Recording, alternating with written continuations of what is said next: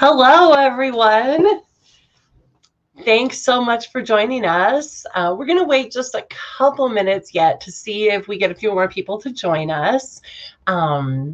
For those of you who are joining us, please go ahead and let us know where you're joining us from. You can go ahead and put your city and state in the comments. Hello, everyone. Thanks so much for joining us. We're going to wait just a couple minutes yet to see if that was a... Now I know what happens when I have Facebook going on the other side. So anyway, excuse that. This is a live broadcast. This stuff happens. So now we know what happens there. Anyway, hopefully nobody saw that. So we're going to be talking tonight about resumes. I'm super excited to talk about this. This is something that I've been studying for a long time.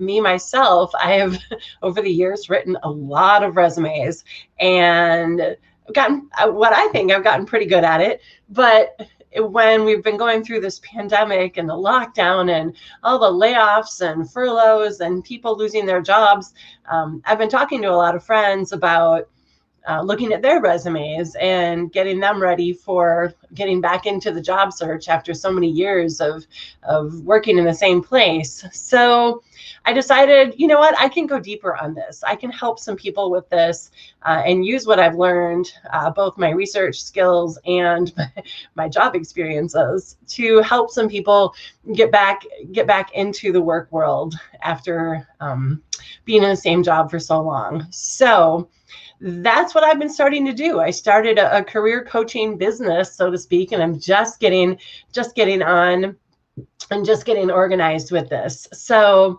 I'm really excited to get going on this and to share what I've learned and to help any of you that I can. So anyway, as you see a few folks here that are joining us, so welcome to Cindy.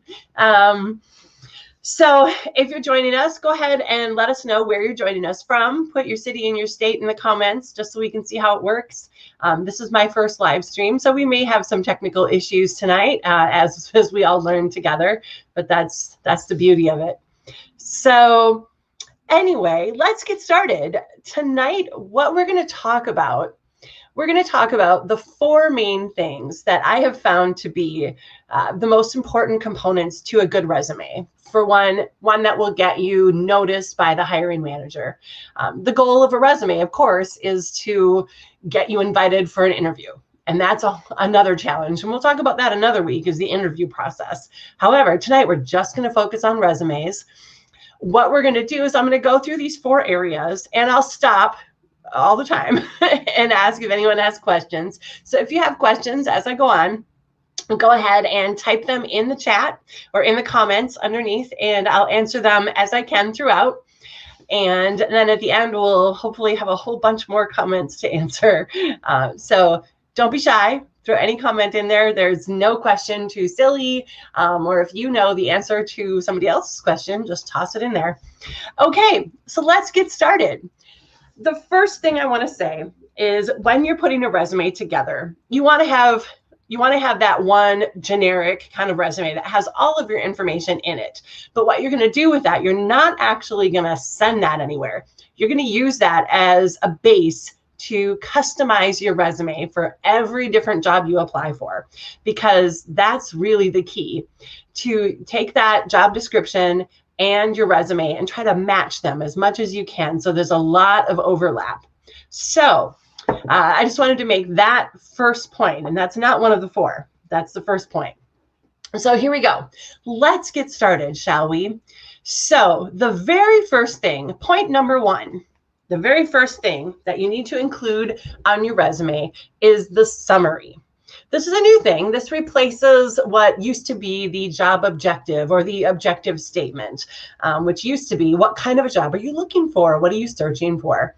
Now the summary is what comes right down after your contact information, and it's basically a short paragraph that highlights your skills and your experience. So it's basically you in a nutshell. Because believe it or not, most hiring managers, when they get a pile of resumes to look at, research has shown that they will look at them for a total of 6 seconds. They'll scan it, and then they'll decide what pile to put it in. Let's look at these again, or nah, this doesn't fit. So you literally have 6 seconds to make a first impression. So they're going to start at the top, and that's where you want your most important information. So you want your summary. So I wrote one for me, just to give you an example. Now, my day job, I work in the music products industry, and I've been working in that for a long time now. And I've had a variety of different jobs, but all within the same industry. So I had to think, how do I sum all that up in a pretty broad statement, but that also kind of gets them interested to read more? So here's what I came up with. A music industry professional with experience in account management, marketing, copywriting, social media, and event planning. Highlights include managing a sales budget of $5 million and planning annual nationwide events for thousands of music teachers. Would you be interested in learning more? I would. Of course, it's me. But anyway, so that's an example of a summary statement. So you really want to think about, what have you done?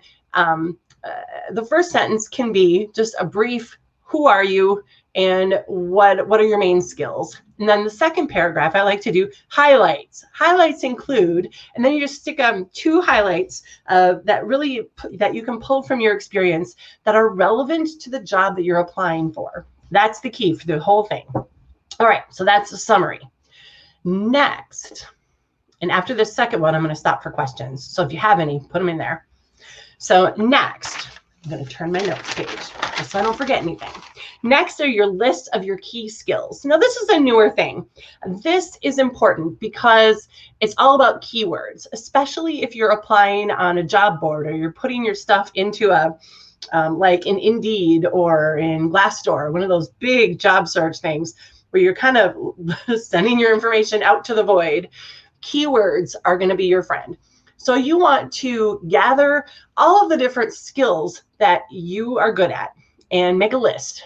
And you want to pick and choose the skills that match that job application that you're applying for. So for instance, customer service, accounts receivable, copywriting, marketing, social media. You want to list the computer programs that you use. So Adobe InDesign, Microsoft Word, Microsoft Excel.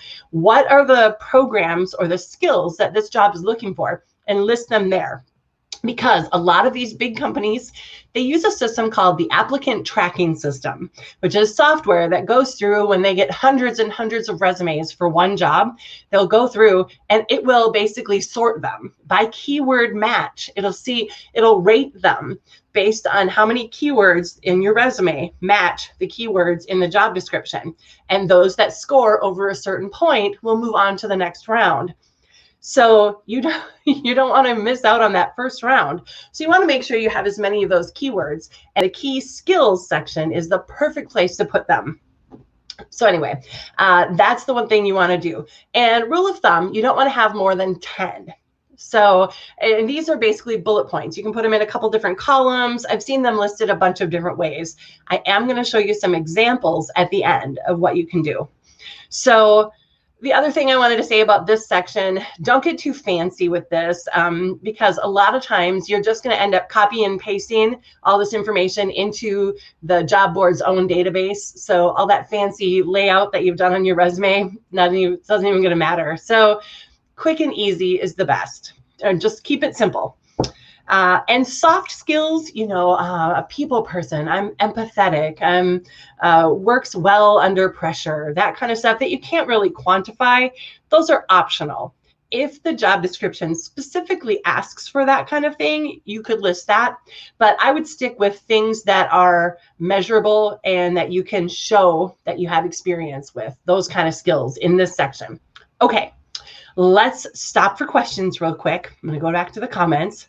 We have no questions. Okay. So if you're joining us, go ahead and put in some questions if you have them. Otherwise, I'm going to keep going. All right. Section 3 of the 1, 2, and 3. So the first one was your summary. Second one was your list of key skills, no more than 10 per resume. Number 3, professional experience. Now, this is the meat and potatoes of your resume. This is your list of your jobs. This is the stuff that's always been in the resume, but now it's the third thing. So you have your contact information. Okay. But then you have your summary and your key skills. And now you have your professional experience. So you've laid out what you are, who you are in a picture, what your skills are. And now you're going to say, here are the experiences that I've had to show you that, yes, I've done these things. So you basically want to list the jobs you've had in reverse chronological order, which means your most recent job first. And you list the job name, the location, so city, state, and your job title and your dates that you were at that job. Then, unless your company is somebody a really well-known company, like say Google or something that the name of the company basically says what they do, unless it's one of those kind of places, you should probably include a sentence or two about what the company does, just to give it some context. For instance, I work at a company that's named after the founder. So it doesn't say a thing about what the company does. So on my resume, I put a sentence about what we do, just so they have an idea, because you never know who's going to be reading your resume. Then after that, you want to include 3 to 4 bullets, no more. You don't have to get into a ton of detail. Again, think about what experiences you've had that are relevant to the job that you're applying for. So I say 3 to 4 bullets. And when you put these lines together, they don't have to be any more than 1 to 2 lines. 1 to 2 lines, and that's it. You want to use, I've got a challenge process result, CPR system. So you want to, in that 1 to 2 line description, you want to talk about a challenge that you faced, a process that you went through to fix it, and what was the result. And you want to quantify it. You want to use numbers so you can paint that picture. So for instance, if I was going to write a bullet on my resume from my last job, I would say, coordinated logistics, registration, and marketing for 5 national events, raising attendance by 20% from the previous year. Okay, I used a couple different numbers. I talked about what I did. So I coordinated. You always want to start with an action word. Coordinated logistics, registration, and marketing, and I raised attendance. So the challenge was clearly the attendance. We had a problem with that. I didn't say there was a problem with attendance because that's implied, but that would work as a bullet point because it's an action word. I did something and here was the result.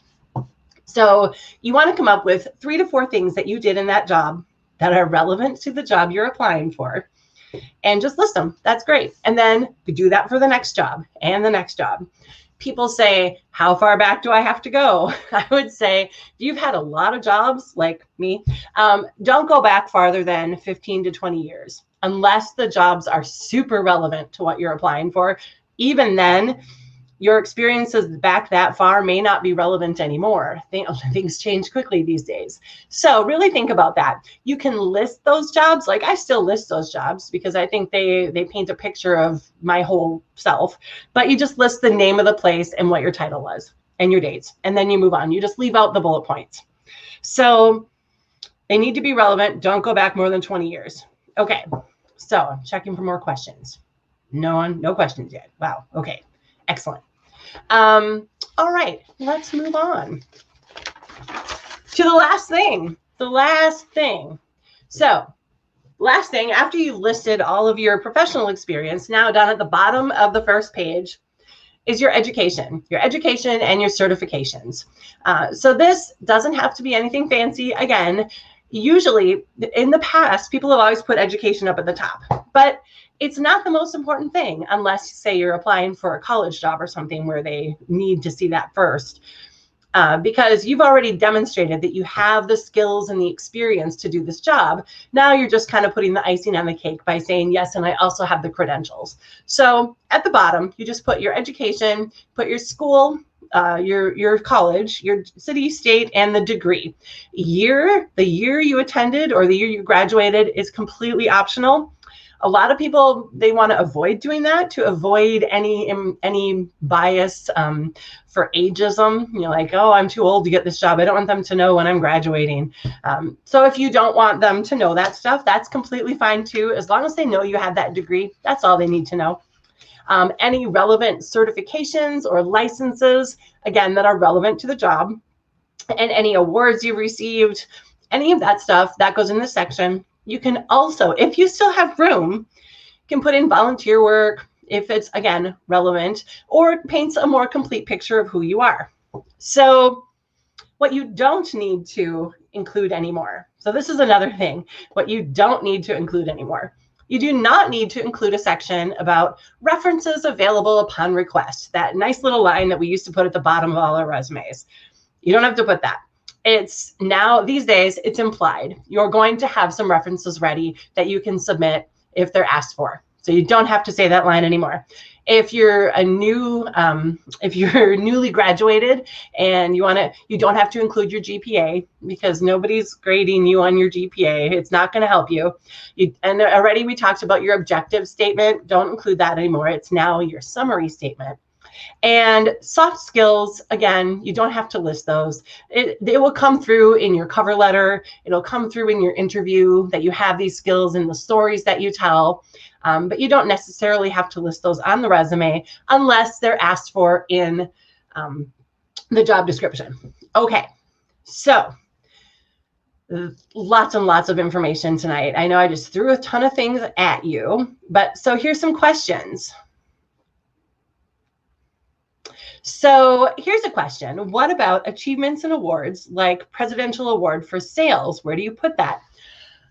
Excellent question. So there are two different choices here. You could put it with your sales job. You could put it with your sales job if it was specifically related to that one career or that one job, or you could list it in the awards section. If you have more than one award, if you have enough for a section, then I would put them all together in a section. But if you just had that one award to talk about, maybe list it under that job. And that's fine too. That could be another bullet. There's really no right or wrong way to do this, but I think you have two choices there. You could put it with your education, certifications, and awards, or list it under that specific job. Awesome question. And then Cindy, you also asked, what was the process to complete? I'm not sure I get the whole question there, but anywho, so if you could go put a little more detail on there. But okay, what I want to do now is show you some examples of these resumes and just some different ways that you could do it. So I'm going to share my screen. If I can do this right, here we go. So here, this is from a website called JobScan.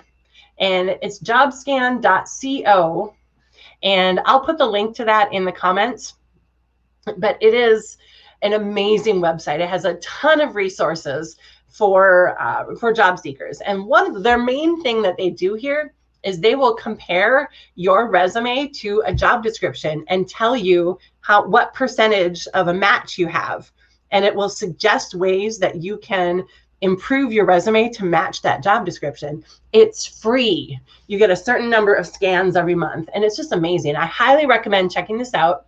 But let me show you some things on here. So they have a section, and I will also list this link in the comments. They have a section called Free Resume Templates. It's amazing. So for instance, we've got these three here, and I'm going to blow this up just a smidge, maybe. If I do this. All right, so let's take a look, for instance, at, okay, you really can't see this too much, but we've got Ann Choi over here. So she's got the career summary. She's got skills and strengths. So these are her skills. And this is, now she added more than just the bullet point and then move on. She added a little bit of a description after it, and that's fine. She's got, this is a little bit different. So this is more of a functional resume for people who have a little bit different of a varied work history, but then she's got her professional accomplishments and then her work history and her education. So that's one function. Over here, Alexa McGuire, so we don't have the summary on here or the skills, because those, it looks like they've integrated that into this. So we've just got her work experience and her education. This is pretty bare bones, but I would add a summary and I would list the skills, just because that's another, the more times you list keywords on your resume, the better, because then it'll show more of a match. But so that's one. Madison Abbott, this one is it's pretty much exactly what we were talking about. It's a hybrid between chronological and functional. So we've got her statement up here, her resume summary that highlights what you do. Then we've got the skills and accomplishments. Oh, here's an accomplishment. You could put the awards here. That's another idea. But I like to see this section as just skills. And then you've got your work experience. And then you've got the education. So there's a lot of different ways to do this. And then we've got executive templates. And you can download these templates. If design is not your thing, it's not for me. This website really helps, and they've got examples for all kinds of different types of, where you are. Like this one here for Esther Kim, she's got a summary in bold. That's nice. And then she's got the skills just kind of listed out like this with a little spacer in between, which is nice. I like that. It's very clean. And then she's got her experience. So she's got here the sentence talking about what you did there, and then bullet points. And then we've got the education down at the bottom. So there's some examples, but I highly recommend checking out JobScan if you're looking for a really cool website that gives you all this stuff, because at the bottom, this learning center is incredible. So check it out. It's got resume writing guide, templates, formats. They've got more information on LinkedIn and cover letter writing. I can't say enough about this site. So anywho, there we go. So, okay. Any other questions? So I'm going to put my cute little questions banner there. Questions. If there aren't any, what I also want to encourage you to do is go to my website, because you can work with me. I love looking at people's resumes, and I would love to look at yours. We've got one more question here. Sorry, one more question. 1 page or is 2 page now okay? Yeah, okay. 1 page is standard, but if you've worked at a lot of different jobs, like mine goes on to 2 pages, but I could probably prune that down. I've had a lot of different jobs. So they say if you go into 2 pages, you should fill that second page up so that you have some content. So there you could list your volunteer experience, you could list your different awards, and you could add more stuff. But if it's not relevant, just keep it all relevant. You don't have to list, like, I was a church choir director, but I would not list that if I was applying for a job as an instructional designer, because it's not relevant. But it's up to you. But 2 pages is fine still, as long as everything on there makes sense. But 1 page is still the gold standard. So what I would suggest is, if anybody would like to work with me, or I'm offering a really cool resume review, where I will look at your resume and I'll either make a video for you about what to fix, or we'll just have a meeting. And it's $50. $50. I'll just take a look and we'll give you some pointers, and you can fix it yourself. However, if you want to work with me, have a couple meetings, I will write your resume and your cover letter for you based on what we learned. Actually, not the cover letter. I'll talk to you about the cover letter, but I'll write your resume. And we have 2 meetings. That's a little more, but you can go onto my website here under services, and you can see all the different things that I'm offering. I would love to do a free consultation. We can find the best fit for whatever you want to do. And then in addition, if you just have questions, you can email me right here, peloquincareercoaching@gmail.com. If you have questions and you're just not quite sure what you want to do, just shoot me an email. I would love to hear from people. And yeah, that's essentially it. I really appreciate all of you joining me tonight. We don't have a huge crowd, but it's gonna pick up. Next week we're gonna be here. I'm gonna do this every Tuesday at 7 o'clock, because it helps me too, just to talk about all this stuff. Next week we're gonna talk about cover letters and the formula to make your cover letter stand out, because the cover letter is what makes them want to read the resume, and the resume is what makes them want to interview you.